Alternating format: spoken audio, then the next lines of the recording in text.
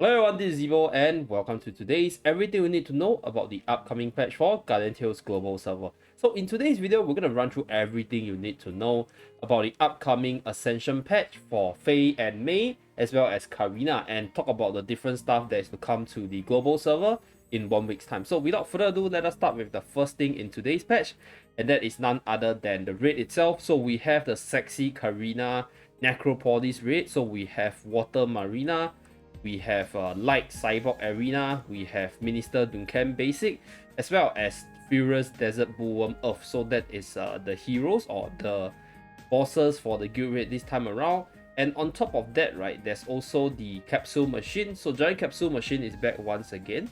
I'll run through the contents for the Giant Capsule Machine and how you actually get the currency, the coins for the roles itself, right? You go to the mission. There's actually daily missions that you will need to do to get the coins, and you can also summon for heroes and equipments in order to get more coins in the roles. So that is for the Giant Capsule currency. So this is how the Giant Capsule look like. This is the raid. So hero crystals, right? Gems as usual. Okay. Then we have mileage ticket, right? Legend Awakening stones. Then we have the last one, Legend Limit Break hammer, option change stone, as well as a strengthening hammer.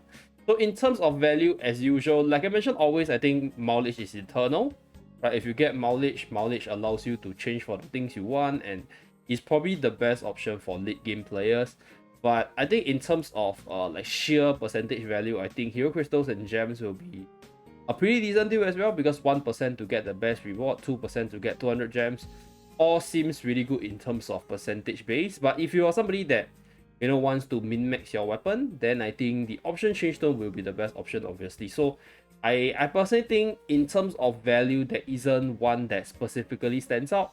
But as somebody who is in a late game, I'll always go for the mileage ticket, because I can use the mileage ticket as well as the Legend Awakening stones to max out my unit, or to get units which I cannot secure using the normal pools.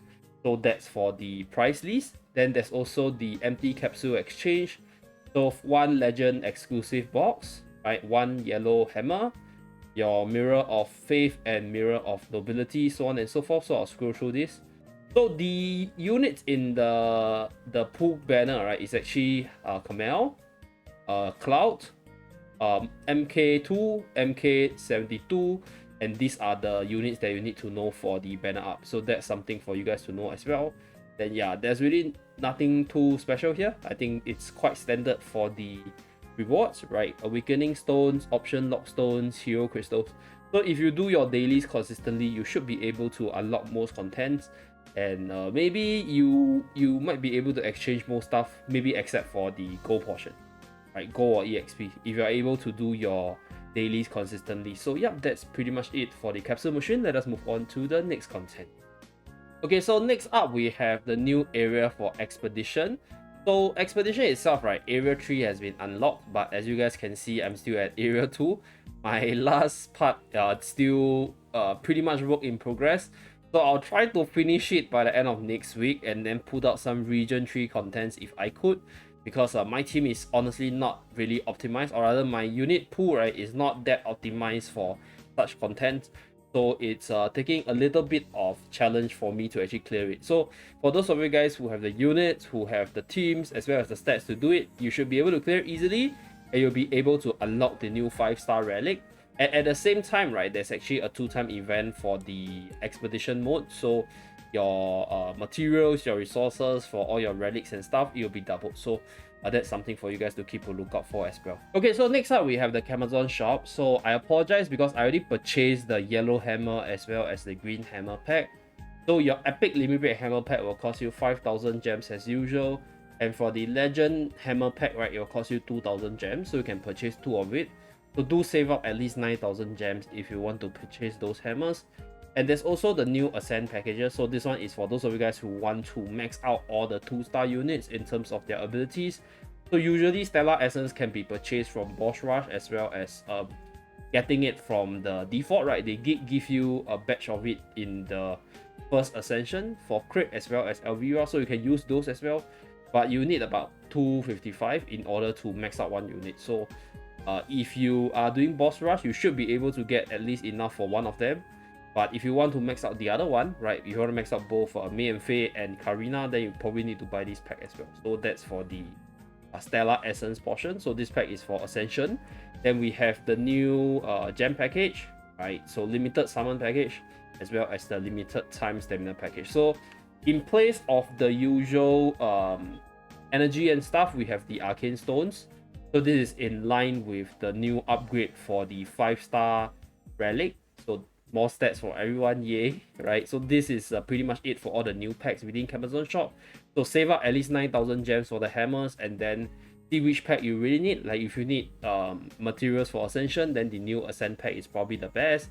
And then yeah, if you have limited budget, then every other stuff is within your consideration if you want to buy anything. So that's for the packages. Then for the hero costume itself, we have the new Fighter Paimon. So Akuma Paimon finally in the game, and then we have the Night Voyager Ogma. So Night Voyager Ogma is the CM costume winner for Ogma. It has been around for quite a while, I think for a year plus, but it's the first time that it's on global. So purchase it if you like this cool design for your Ogma. Then there's the new hand wrap in terms of equipment costume, and that's it for the Amazon site. So let us move on to the next part. Okay, so next up we talk about the hero buffs and updates. So first up we have Lupina. So they changed one of her notes to give her the 15% HP recovery for injury damage dealt to enemies. So it's a little bit of lifesteal based on the amount of injury damage she deals to enemies. So she hits pretty hard in terms of damage. So this HP recovery is quite, I'll say, significant. Probably more so towards the Colosseum side, because in terms of PvE, Lupina was already hitting really hard, and I honestly don't think she needed the recovery for PvE contents. But maybe in the likes of Arena, maybe a little bit more sustained. In terms of Colosseum, maybe in terms of surviving, right? Throwing on weapon skill, injuring your enemy, and then start to heal from there because of the HP buff and stuff could be quite significant. So that's for Lupina. Other than that, I think Lan also received a stats buff. So I'll include the stats buff for Lan, and she got 8% HP recovery for her skill usage. So lifesteal for Lan as well. Personally, I think it's a good change because to be really honest, I think Lan is not really like a dog fighter. She doesn't stand there and fight people, but you know, she's more of a weapon skill unit. So being able to recover from throwing out her weapon skill is definitely going to make her see a little bit more use, at least in the arena side. As for the other content, I don't think it's going to make much of a difference because like she originally doesn't have much issues with surviving already. So this buff is not going to make her more impactful in the other PvE game mode. So that's for Lan. So there's a bit of stats changes more towards the arena side. Then obviously the last note buff is actually Priscilla. So let me go to Priscilla.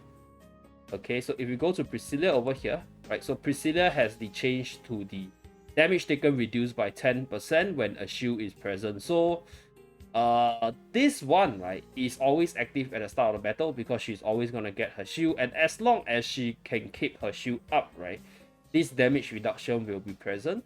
So this is definitely for arena purposes to make her survive longer because of all the power creeping of all the units hitting so much harder, such as, you know, your dear Rosetta plus 70%. So reducing a little bit more damage is gonna keep her viable in that game mode. So that is the changes to the awakening nodes. So other than the awakening nodes part, there are also some stats changes. So if I remember correctly, let me just double confirm again.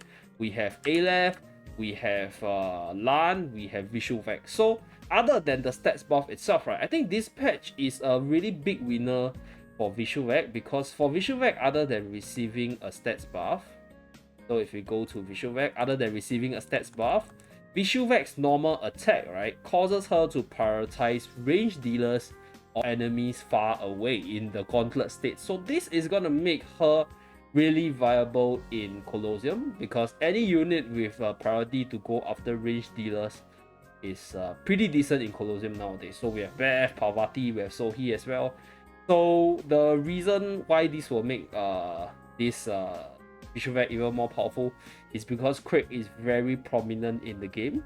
So since Craig is a very prominent Earth unit in that game mode, having a fire unit to counter Craig and bring him down easily is pretty essential. So yeah, Vishuvek is definitely going to see more use, definitely. So that's something to keep a lookout for. And then obviously my dear boy Aleph actually got a stats buff as well, but honestly speaking, I think the party buff is very restricting for him already.